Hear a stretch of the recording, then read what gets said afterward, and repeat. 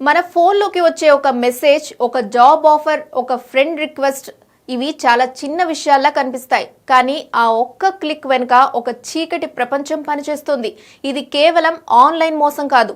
ఇది గోడలతో, గార్డ్లతో, ఆయుధాలతో నడిచే ఒక భూగర్భ సామ్రాజ్యం. సౌత్ ఈస్ట్ ఆసియాలో అడవులు, బోర్డర్ ప్రాంతాలు, ఓల్డ్ క్యాసినోల మధ్య పుట్టిన స్కామ్ ఇప్పుడు ప్రపంచానికే ముప్పుగా మారాయి.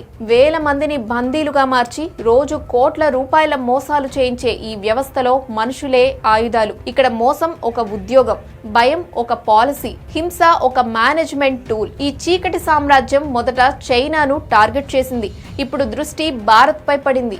వందలాది భారతీయులు అక్కడ చిక్కుకున్నారు. వేల మంది భారతీయులు ఇక్కడ టార్గెట్ అవుతున్నారు. ఇంతకీ స్కామ్ ఎలా పుట్టింది? ఎవరు వీటిని నడుపుతున్నారు? భారతీయులు ఎందుకు వీటి ప్రధాన లక్ష్యంగా మారుతున్నారు?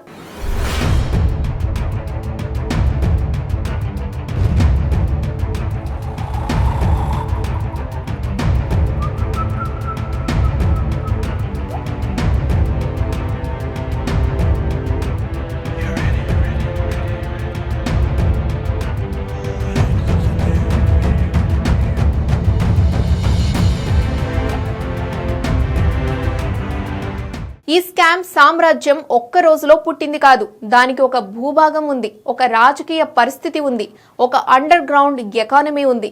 సౌత్ ఈస్ట్ ఆసియాలోని Myanmar, Cambodia, Laos, Thailand border ప్రాంతాలు ఈ నెట్వర్క్ కు కేంద్రాలయ్యాయి. చట్టం బలహీనంగా ఉన్న ప్రాంతాలివి. ప్రభుత్వ నియంత్రణ పూర్తిగా లేని జోన్లు కూడా ఇవే.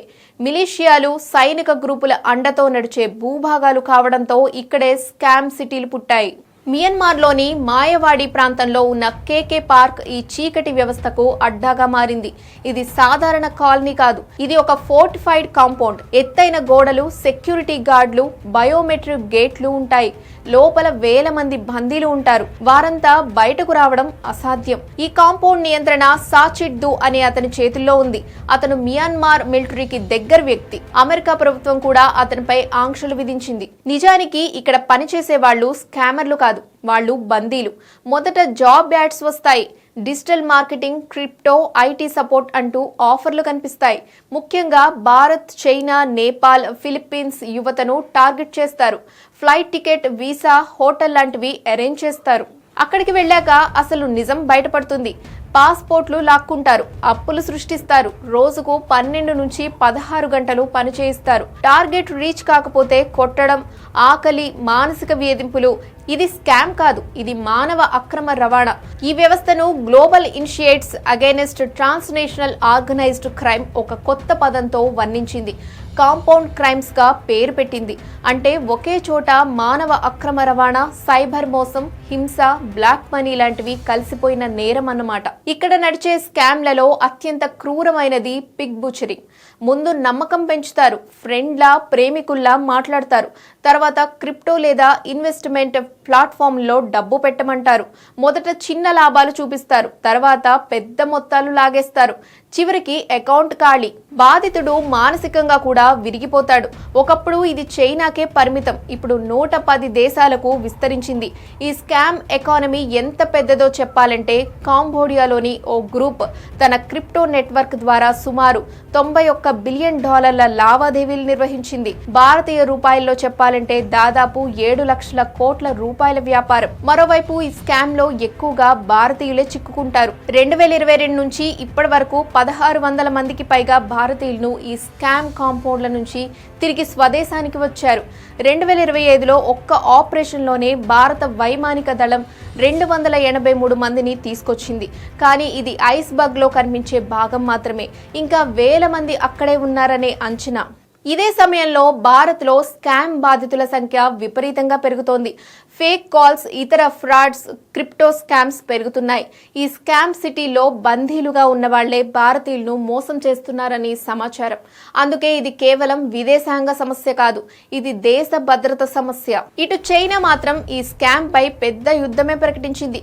ఈ స్కామ్ వ్యవస్థపై మొదటిసారి పెద్ద ఎత్తున ప్రశ్నలు రావడానికి ఒక సినిమా కారణమైంది. 2023లో విడుదలైన నో మోర్ బెట్స్ అనే సినిమా స్కామ్ సెంటర్లలో జరిగే మానవ అక్రమ రవాణా, హింస, తాజా ఆన్లైన్ మోసాల వాస్తవాలను తెరపైకి తీసుకొచ్చింది. అదే సమయంలో ఒక చైనా నటుడు స్కామ్ కాంపౌండ్ కు వెళ్లిన ఘటన బయటకు రావడంతో అక్కడ ప్రజల్లో తీవ్రమైన ఆగ్రహం చెలరేగింది. ఈ ఒత్తిడితో చైనా ప్రభుత్వం స్పందించింది.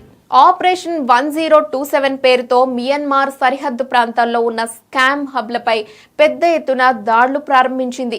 మియన్మార్లోని సాయుధ గుంపులపై ఒత్తిడి పెంచి స్కామ్ నెట్వర్క్లను కూల్చే ప్రయత్నం చేసింది. ఈ ఆపరేషన్ ఫలితంగా దాదాపు 41,000 మంది అనుమానితులను అరెస్ట్ చేసి చైనాకు అప్పగించారు. కానీ ఈ విజయం ఎక్కువ కాలం నిలబడలేదు. స్కామ్ మాఫియాలు పూర్తిగా నశించలేదు. అవి తమ కేంద్రాలను మియన్మార్ లోతైన ప్రాంతాల నుంచి థాయిలాండ్ సరిహద్దు వైపు తరలించాయి. పాత కాంపౌండ్లను వదిలి కొత్త ప్రాంతాల్లో అదే వ్యవస్థను తిరిగి ఏర్పాటు చేసుకున్నాయి. దీంతో ప్రాంతం మారింది కానీ విధానాలు మారలేదు, మోసాలు ఆగలేదు. కానీ ఈసారి బాధితుల జాబితాలో మార్పు వచ్చింది. చైనాపై ఒత్తిడి పెరగడంతో స్కామ్ నెట్వర్క్లు కొత్త లక్ష్యాల కోసం వెతకడం మొదలుపెట్టాయి. అక్కడే భారత్ ముందు వరుసలోకి వచ్చింది. ఉద్యోగాల పేరుతో, ఇన్వెస్ట్మెంట్ స్కీమ్ల పేరుతో, ఫ్రెండ్షిప్, లవ్ ట్రాప్ల పేరుతో భారతీయులను టార్గెట్ చేయడం వేగంగా పెరిగింది. ఇలా అడవుల్లో పుట్టిన ఈ స్కామ్ ఇప్పుడు మన ఫోన్ స్క్రీన్లలోకి వచ్చేసాయి. ఒక క్లిక్ తో మొదలయ్యే మోసం వెనుక ఎంత పెద్ద యంత్రాంగం ఉందో మీకు ఇప్పటికే అర్థమై ఉంటుంది కదా. మరి ఇంకా మనం దీన్ని కేవలం సైబర్ క్రైమ్ గా మాత్రమే చూస్తామా, లేదా మానవ అక్రమ రవాణా, జాతీయ భద్రత సమస్యగా గుర్తించి ఎదుర్కొంటామా?